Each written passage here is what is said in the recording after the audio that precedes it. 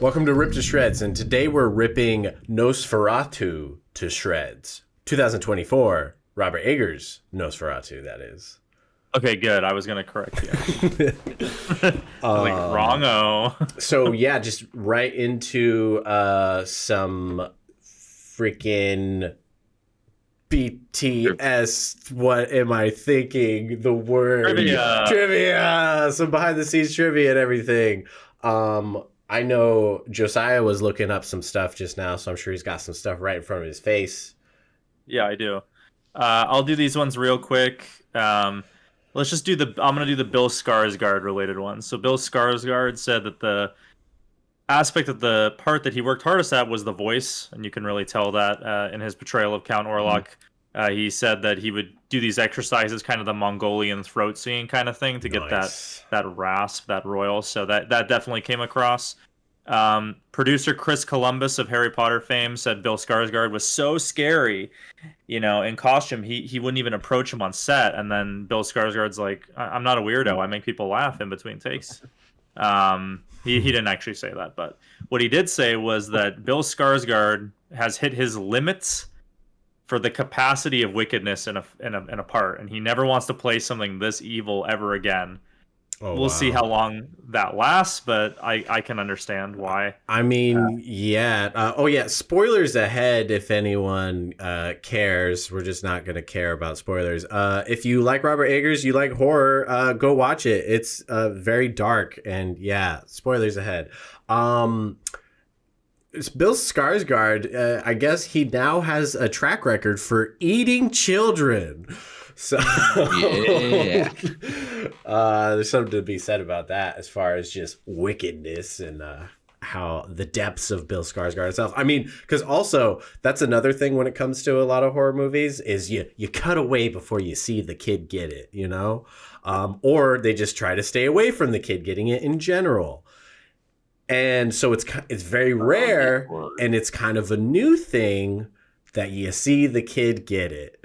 And now Mr. Bill Skarsgård is 2 for 2 of not cutting away, maybe a little bit, not showing everything, but you still see enough where it's very unsettling. So quickly discarded as well. Yeah, for real.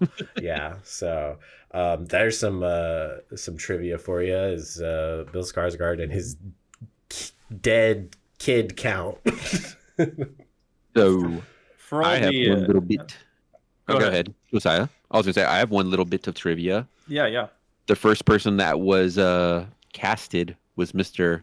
Willem Dafoe. Do you know what he was casted as? Probably Orlok. He was cast as Orlok first. Yeah, which is funny because if you know the movie Shadow of the Vampire, it's a fictional movie that shows the set of the original Nosferatu, and the actor Max Schreck is an actual vampire. Yeah. And it's played by Willem Dafoe. So that would have been the second technical time Willem Dafoe played Orlok, if they kept him in the role. Fair, because I'm a dumbass, and I'm sure some other people that are listening are dumbasses, so I'm not going to pretend like I know what you're talking about. Who's Orlok? Count Orlok is Nosferatu. Nosferatu. Okay. Yeah. Just making sure. A lot of people know this. In the original film, the 1922 film, it was illegal. It was an illegal film that was made, ripping off Dracula. There was a court order to destroy all copies. Thankfully, it wasn't destroyed. I just rewatched it. It's great. But that legacy of Count Orlok being, adapted from Dracula, but in some ways different. This film is what caused the vampire to die in the sunlight to become a trope, whereas in the original Dracula novel and film, he is weakened in sunlight, but he doesn't die. So the Orlok, this is I won't say second, because there was actually another Nosferatu film that was crowdfunded that released this year or late last year. I have a piece of maybe a question for you guys that I think is a piece of trivia. So it's trivia questions. Is this the first iteration of him with a mustache? Yeah. Yes. Look at that. Yeah. Which flavor saver. Yes, I believe it was trying to be more in line with the Dracula of the novel. He's got a mustache. He's got hairy palms. He's got a fur coat and all this stuff. Oh, So I didn't even know that. Okay. yeah. And this is what there was a Nosferatu in '79 too, directed by Werner Herzog, and Klaus Kinski played Count Orlok in that film. But did you know that Willem Dafoe and Bill Skarsgård weren't the only ones in talks to play Count Orlok? Go on. He talked to Mads Mikkelsen. Makes sense. Ooh, that would have been so Daniel good, Day-Lewis. honestly. Daniel Day-Lewis. That would have been interesting. Ooh. Yeah. If he came out of retirement for that, that'd be wild. I could see him in the mustache for sure. Oh yeah. He's like he's in the corner of the room. I drink your titty milk. I drink your wife up. Yeah. I drink your children up. I drink all of your family up. Okay. Brandon, I think you have One Direction to trivia that you'd like to talk about. Do I? We were saying something about One Direction earlier, Rick's favorite band, by the way. But I completely forgot what the One Direction thing was. One Direction to that Mr. Eggers was going with was Harry Styles was in talks to play Thomas Hutton instead of Nicholas Hoult. Yeah, no offense, but Nicholas Hoult is a far better choice. Yeah. So I know that as far as for Nosferatu, Eggers' little journey of making that film, that he was trying to make it like 10 years ago. Trying to make it after The Witch. Yep. And he was told no because he just didn't have enough street cred. And then he got more street cred, went back to them, and they're like, you cool, and let him actually do it this time. But at the time when he was first doing it, he was talking to Bill Skarsgård about being cast as the main dude. I forget everyone's names right now. I don't know why. So Nicholas Holt's character, he talked to Bill Skarsgård about that. And then there was shifting, trying to make it happen, and then moved Bill Skarsgård over to Aaron Taylor Johnson's character. I also don't remember his name. And then eventually everything fell apart, and it was like, oh, all done, not happening. Too bad, so sad. So then it gets going again, and so it's like, oh, it's happening. And it's like, oh, it's legit happening. So then Bill Skarsgård hears about it. He's like, yo, you got to cast me in it. Like, we were doing it before. Like, you got to cast me. He's like, oh, man, I'm sorry. I already cast the lead role. And also Aaron Taylor Johnson's character. Like, I don't know and stuff. And then Bill Skarsgård's like, I don't care. Like, I want to work with you. I want to be in any small role. You can make a bullshit character off to the side. I just want to be in it. So Robert Eggers is like, okay. And then he went off and he thought about it. And then he came back. He's like, how about Nosferatu? So Bill Skarsgård was like, great. So yeah, just funny how he bounced around to a potential casting choice for like almost everybody, and then lands in the probably best suited role for Bill Skarsgård, specific skill set of just being an absolute freaking behemoth of a talent as a bad guy. Yeah.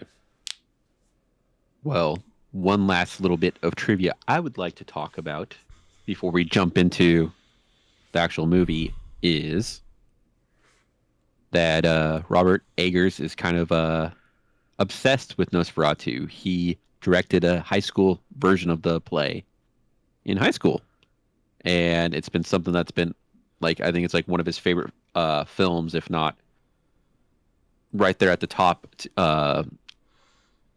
in his history of film. And so it seems like he was a little obsessed with it, and that's why he wouldn't give up when they told him no earlier, when his street cred wasn't as high as Mr. Hartsock said. If you go to his first short film, Hansel and Gretel, it is literally in the style of a silent film of the era of Nosferatu. Like he was, you know.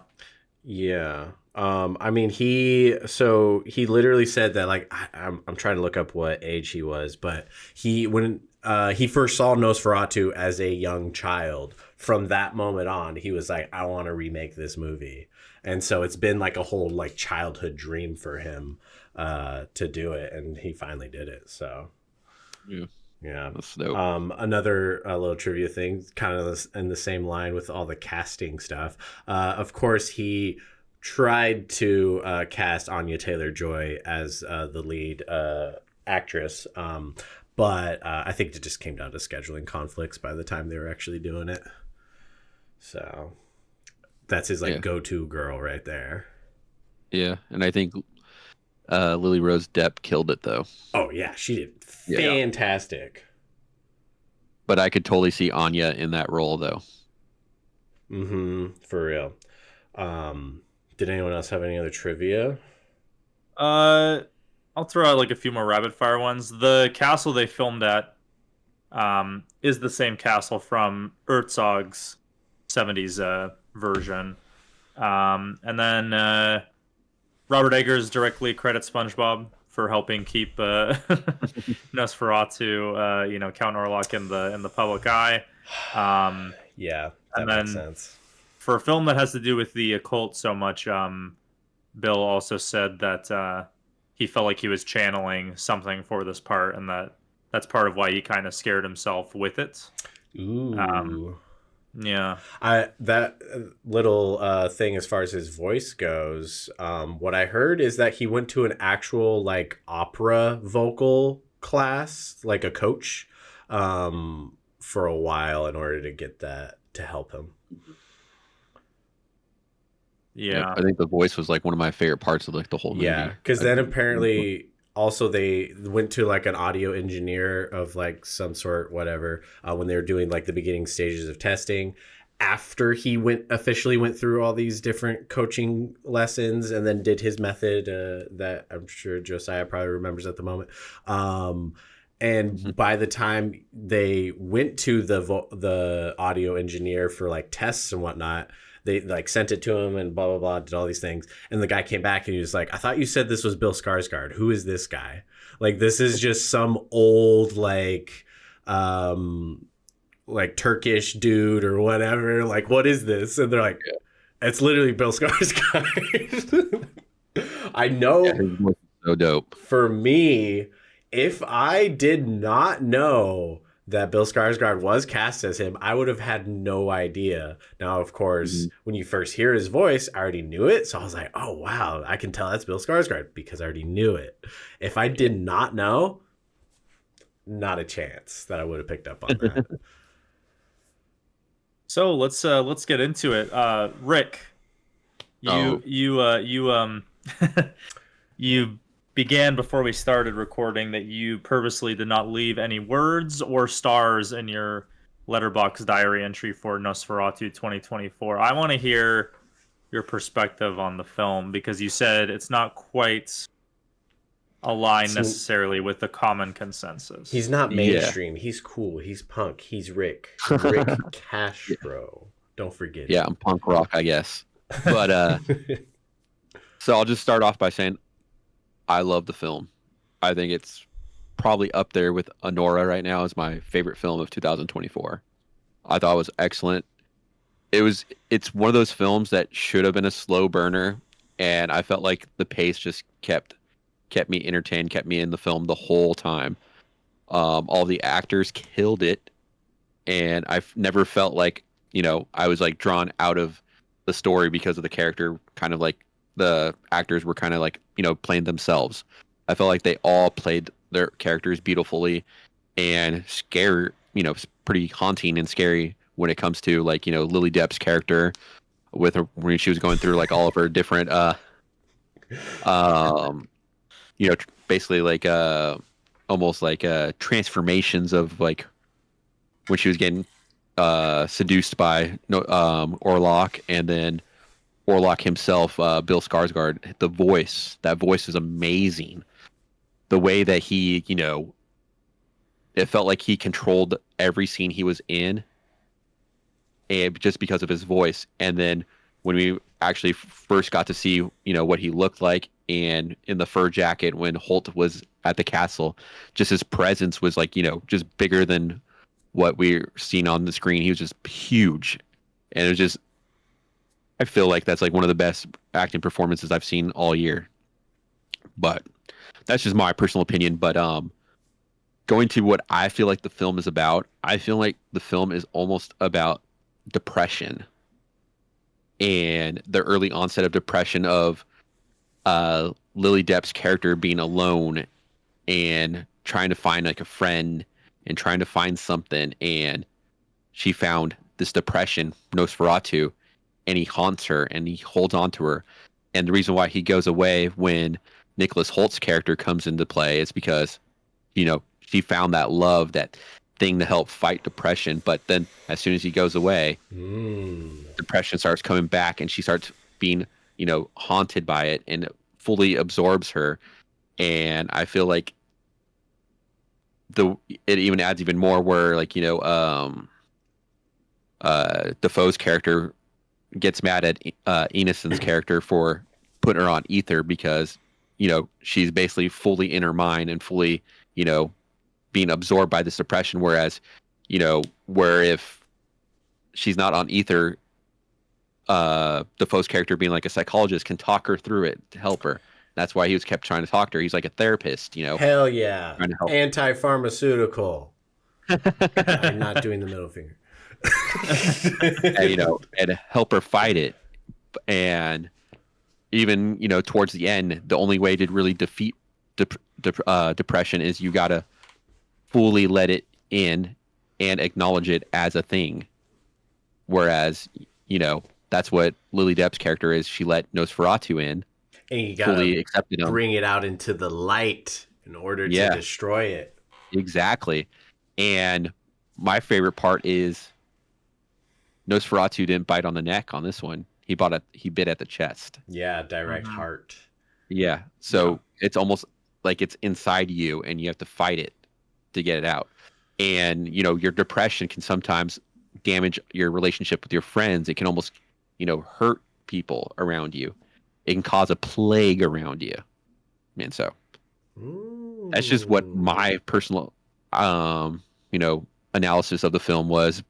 But me being a person that, fought with depression in my teenage years, in my early 20s and stuff, maybe that's just something that I saw because it's something that I related to with the character of, Lily Depp's character when she was like full on fighting this and, wanted to be out of it. And I feel like depression makes you like hurt the people near you, which is like the scene where she's like, demasculating Nicholas Holt's character. And I totally, sympathize with that where, my partners, I was not the nicest person to, and just like hurt them just to hurt them to maybe make them feel the same way that I felt, at the time. But enough story time about Rick, but back to the story, I just think that it was just a masterclass of film. And even though that this is like his most accessible film that anybody can, get into because, Lighthouse, The Witch, and Northman, those are not very accessible films to the public. And I feel like this film is something that like everybody can love and like, and that there's so much deeper storytelling, in it that, everybody of every, cinema love level can enjoy it. And I think that's what makes a film truly, truly a masterpiece, is when anybody, no matter where you're at, can read the film and feel something and fully absorb it.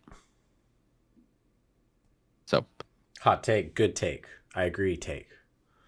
I will leave it right there. Why don't you go ahead, Josiah? I do like Rick's read on it. What I think this film is about, I think this film is more direct with saying what it's about than people may realize at first blush. I think this film is meant to parallel reality more closely than we might think. It's hard for me recently going down these rabbit holes not to view the whole thing through the lens of one line, which is where Dafoe's character says, "How do you expect to be able to fight the occult if you have no knowledge of it?" Mm-hmm. And that's what we're doing here at the fictitious star. At the fictitious star. So, to me, that is Eggers' ethos with this movie encapsulated, is that he is portraying this idea that there's this idea of contracts. And there's this notable scene at the beginning where, in his own native language, the Count drafts up a document, and Nicholas Holt's character, Hutter, he asks him what it says, and he says, "Oh, you know, just sign it. It's in my native tongue." And because Nicholas Hoult doesn't verify what it says, he is annulling his marriage in a magic rite. And then later at the end of the film, you know, Ellen has to willingly choose to dissolve her marriage to create a new union, this dark union. And so what I think the film is saying is that there are, you know, ancient bloodlines of you know, powerful occultic people who they do a lot of things, but a lot of what they do to affect you is through your own consent. Now, this is acquired through force and through trickery and through psyops potentially, but I view it as like a lot of what the film is about is it's your consent that the darkest deeds are done, and the only way that Ellen is able to defeat the Nosferatu, Count Orlok, is that she has to essentially fight the ritual with a different ritual. So she submits herself, but because she self-sacrifices and willingly dies, she is able to cause the sun to kill him. And there's just a lot of things in here, like there's mentions of, like, you know, Ellen would have been like a priestess in a past age. There's stuff about the power of the blood, the life, the feminine goodness, and evil craves that feminine goodness, but also like hates it and wants to kill it, but it wants to possess it too. And I think that this film, I think Eggers was just laying it all on the table, like his kind of way he perceives history leading up to now. And yeah, in a way, Orlok is less of a force of nature than he was in the original film, but he's this parasite that just infects everything around him, and that's, you know, and the plague is symbolic of that. Is it's this infection, and like again in Nosferatu the original and in this film, Count Orlok doesn't convert people to be a vampire. He literally just feeds off them. Like in other versions, they can like transform people into vampires, but in this, he literally possesses them mentally. It's like the idea of him possesses people. It's not that they're physically turning into vampires.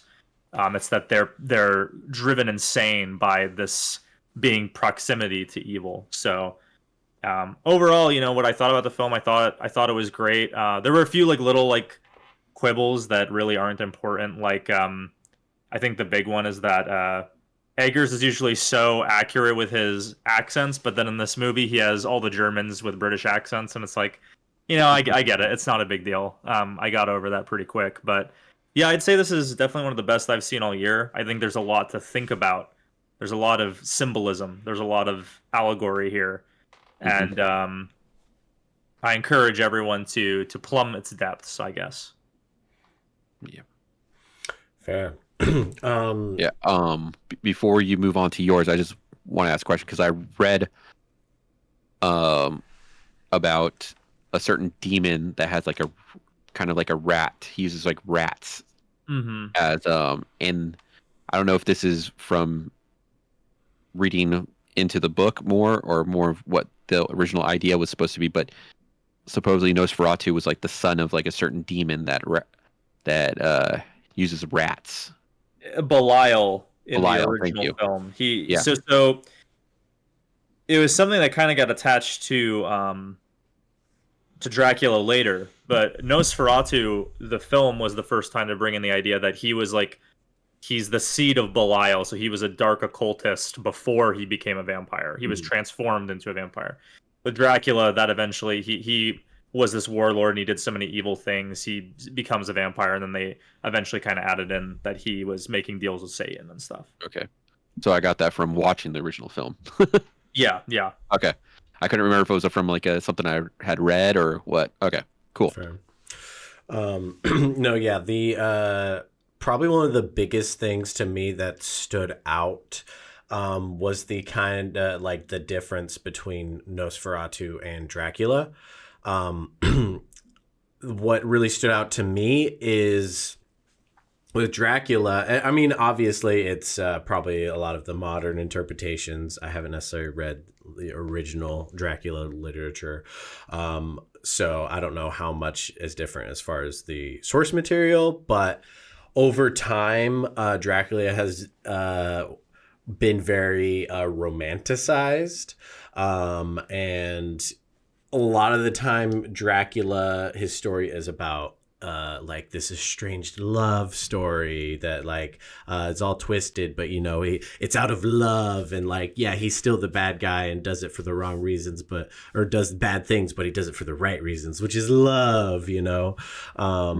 Like Gary Oldman, Keanu Reeves Dracula, it's ultimately just a kind of messed up love story essentially, and it's, you know, he's has like the thought of like this woman being like the rebirth of his original love way back when, because he's immortal. So there's just a lot of like romantic stuff, and you know, the essence of it is still kind of pure if you think about it.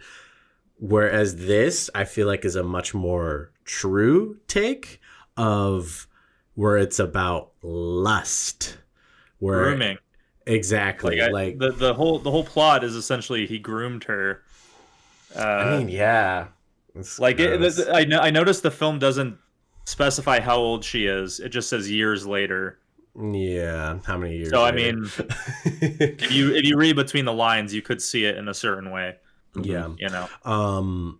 But so then because like even like the contract, the him trying to get the main character's wife and everything, it's not that he's trying to be like, I love you, it's I own you. It's disgusting, honestly. It's nothing, there's no like redeemable quality about what he's trying to do. He's not trying to just be like, oh, it's out of love. I'm so stricken by her beauty. No, he just wants to own her. And essentially like what my take on it really was came down to Dracula, Nosferatu really is like a sex demon, like just this gross embodiment of anything negative that you can put on sex. That's what he is, you know. Like it's about ownership, putting he penetrates you with the teeth. It's feeding. I need you to feed me. It's him being selfish. He's not empowering the other person. He's empowering himself. And then also belittling. You know, there's the moment that you referred to of when she's just like talking down to Nicholas Hoult. You know, she's talking all this and then literally gets on her knees in front of him and is like uncomfortably like sexually close to him, but she's not saying sexy things. She's being cruel and like not feel good at all. And then that turns into her being like take me, and then they like start having sex and everything, and it's just like that scene right there just like really embodied that just gross demonic energy that can be ascribed to like sex, you know. And that was just like a very original take on it to me, as far as like seeing that type of interpretation, because it's always romanticizing it. Anytime that sex is involved in a key element to a story, it's always either like, ooh, some kind of twisted serial killer R word, or romanticize it. It's about love and whatnot, and it's like that's not at all what it is, you know. I mean, given like kind of like bring two people together. Yeah, I mean, given like the scene with, you know, Thomas Hutter, when he gets away from Dracula. The way it is verbally described, the way he can't quite explain what happened, I viewed it as an assault. Mm-hmm. That's it. I interpreted that he, you know, that is his own, you know, that is what the feeding process is really. And there's a lot of parallels with like Harding ending up like wrapped around his dead wife, and there's some, you know, there's some stuff with that. Like it's just like everything in the movie is, yeah, it's showing this shadow side of how trauma and these dark impulses, that side of sex. Exactly. And then like on top of it, that whole like the grooming side of it, of her being a child and whatnot, you know, like I feel like there's like a lot of honest interpretations that you can have around that side of it, but the kind of side of this like the sex demon angle, she opened the door to this. She called him. And what time is there for somebody to do that in their life? It's when they're a teenager, when they're going through hormones and puberty, and you don't understand what's going on, and you make some not so great choices. I mean, and she doesn't understand love, so she's calling out to this demon or to something or whatever to make her feel love. I talked about it with Katie, but yeah, and it uncomfortable. It's uncomfortable in a good way, but it reminded me definitely of this idea that like there's this concept of predators, and they can find their prey. So when it comes to like human predators, they can like tell the signs. They are like programmed to find prey, and so this whole idea of she's like psychically gifted, she calls out to him, and he can find the ones who are most vulnerable to creating a link with. So yeah, there's a lot of very icky subtext that add to the again, like you were saying. I mean, I believe I just watched it, but in the original Nosferatu, there's like this little book of vampires, and even describes him as the death bird and as an incubus, which you know what an incubus is. It's sexy. Exactly. Like honestly, the vibe I got was incubus and siren, you know, and like it definitely like was around that type of language, and like honestly, just bravo as far as like tackling that subject, really kind of exposing it as an ugly, not cute thing, and not filtering that, because that's the thing, is constant like filtering that type of stuff, but yet not being so overly grotesque, you know, even though it definitely makes you uncomfortable. I find that there's a lot of these stories, right? And the original authors, they had a more pure version of this archetype, you know, Dracula, Phantom of the Opera. That too is a story that gets romanticized, even though we can all genuinely acknowledge this is a very messed up relationship here that is coming from an inauthentic place, regardless of if in that story, as opposed to the original Dracula, the feelings are genuine. It's like the grooming area, and so I'd be interested if they eventually do get to a Phantom, like a new version of Phantom of the Opera comes out, whoever makes it. If maybe they'll try this Eggers route of being like very, not necessarily like the same, but tackling some of these themes, it'd be interesting to see. Yeah, no, yeah, exactly. I mean, anybody might fall into the grasp of a sex demon if he looks like a hunky Gerard Butler. But yeah, that is essentially most of my thoughts on it, to not just kind of repeat myself. I mean, 10 out of 10 film, honestly.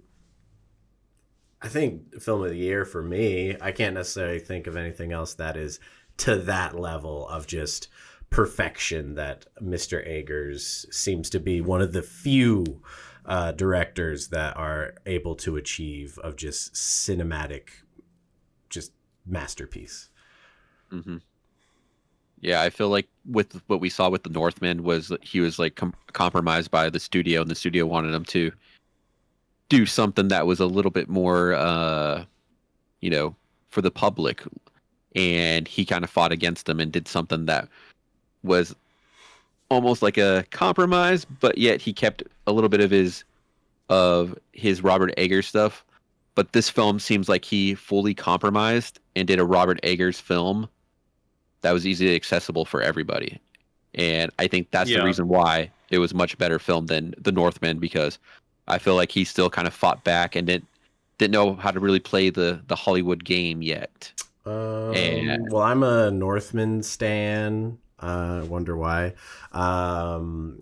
It's like, honestly, I'll have to have some deep thought to know if I would rank The Northman above the Nosferatu or Nosferatu above Northman, because I think pretty close.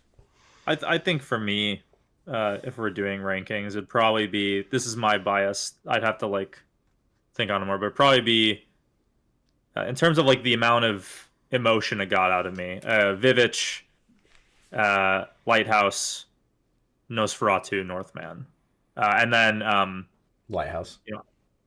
No, Lighthouse would be second for me. Oh, you said okay.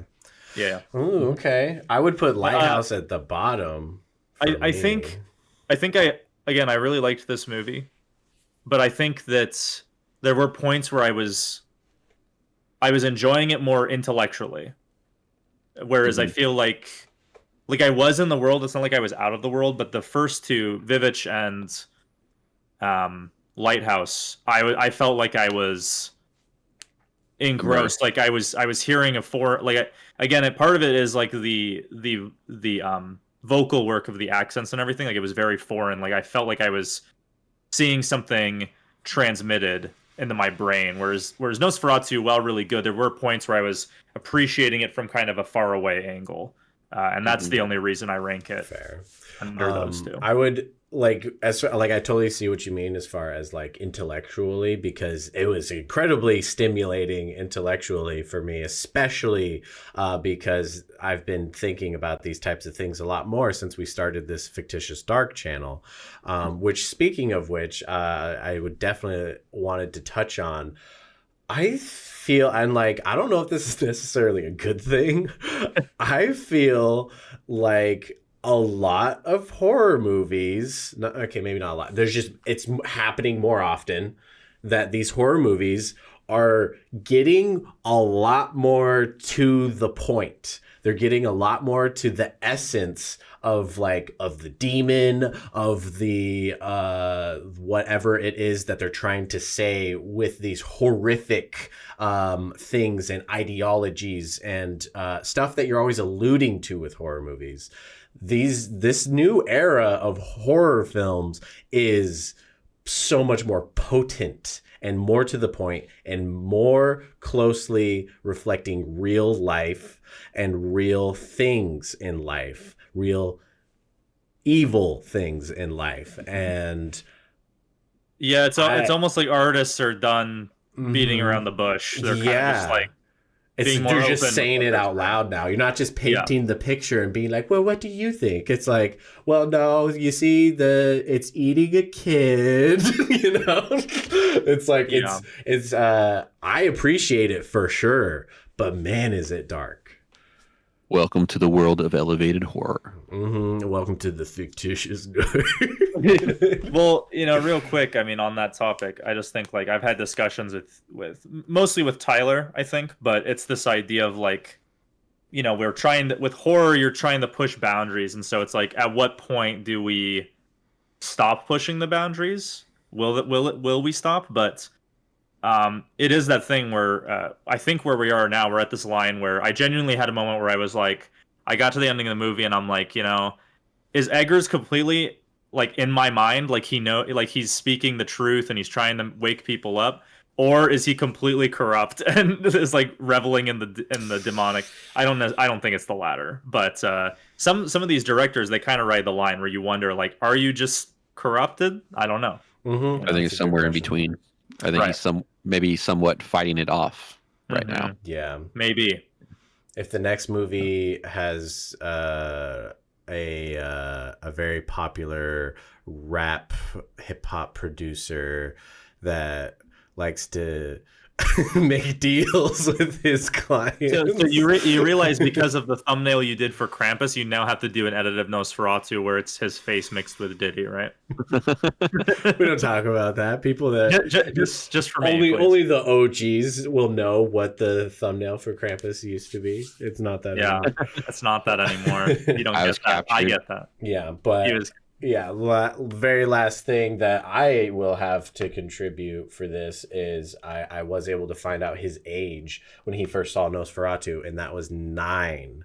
So nice. This man has been wanting to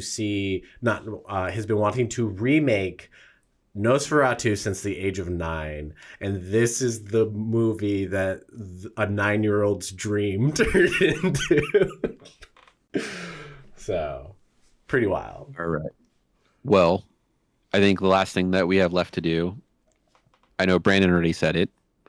We haven't heard Josiah's number rating on it. What's your number rating? I'd